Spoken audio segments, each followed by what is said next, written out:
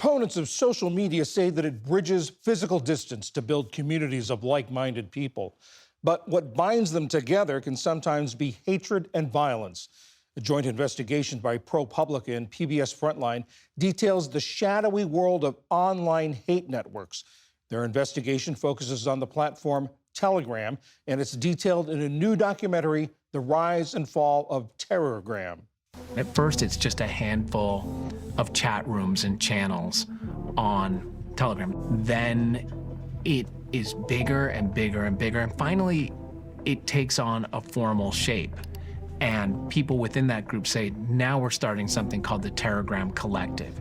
And this is going to be our organized arm that is going to generate in-depth propaganda, in-depth material for this community. The investigation identified 35 crimes linked to Terrorgram, including bomb plots, stabbings, and shootings.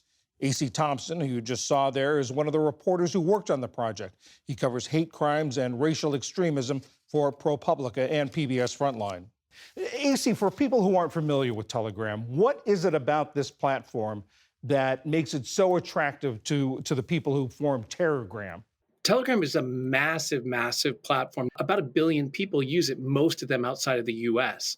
What was appealing to various types of extremists about Telegram was the fact that there was very little moderation on it. So for a very long time, extremists of all different types, including the Terrorgram community, which was a white supremacist, neo-Nazi terror group, were able to use this platform to basically commit crimes. One of the cases you look at in the documentary is the case of Yuri Krychek. He's a teenager who carried out a shooting outside of a LGBTQ bar in Bratislava, Slovakia. And you looked at his ties to Telegram, his ties to various people on Telegram. Let's take a look at that. You're looking for what nodes turn up in networks over and over again. So Krychek's account is Bob Bowie, and we can expand that one. He was a very active user of a lot of these channels. I've got another 40 channels he was in. Holy. These are all chats? Yep. Oh, wow. What does his case tell us about these online hate networks? He's emblematic of the problems that we see here. So he gets into the Terrorgram community when he's 16 years old, and over the span of 3 years, he is encouraged and groomed and pushed to engage in white supremacist terrorism. And then finally in 2022, he goes out and does it. And he attacks an LGBTQ bar. He shoots 3 people and kills 2. And the community that he'd been interacting with celebrates him as a hero and a saint and someone to emulate. Your documentary includes a statement from Telegram. They told you that calls for violence from any group are not tolerated on our platform. That said, why was the Terrorgram Collective allowed to sort of be there for so long?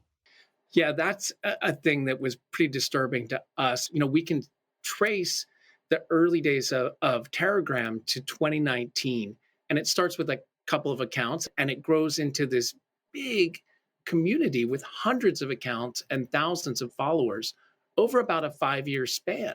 And in that time period, we didn't see real sustained efforts by Telegram to push these people off of the platform. The defenders of these sites and the participants in these sites say they're merely using free speech, expressing free speech. What do you make of that?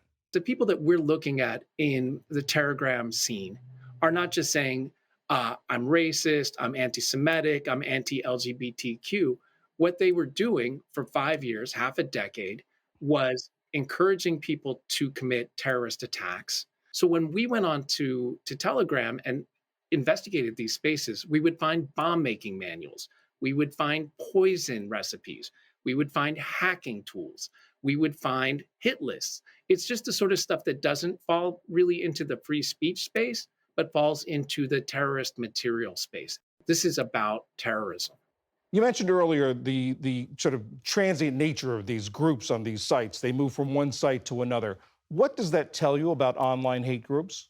Over the last 10 years, I've been watching these groups and these actors move from one platform to the next. And as they get bumped from one place because of hate speech, because of moderation, because maybe they're posting bomb materials, they go on to the next one. And I think overall, the social media providers have not had a unified sort of strategy for dealing with this. And from your reporting, what could deal with this? Is it law enforcement? Is it regulation? There's two pieces here. I think what you really are looking at is good corporate behavior from the social media platforms, not allowing people to run a terrorist network on their site for years. And they're just for a very long time, Telegram didn't seem to be responding to that kind of concern about criminal activity. Now it has stepped up its moderation. It is policing the platform much more strongly these days than it did. But it was a real wild thing to see that sort of material just circulating across a very large platform. AC Thompson of ProPublica and PBS Frontline, thank you very much. Thank you.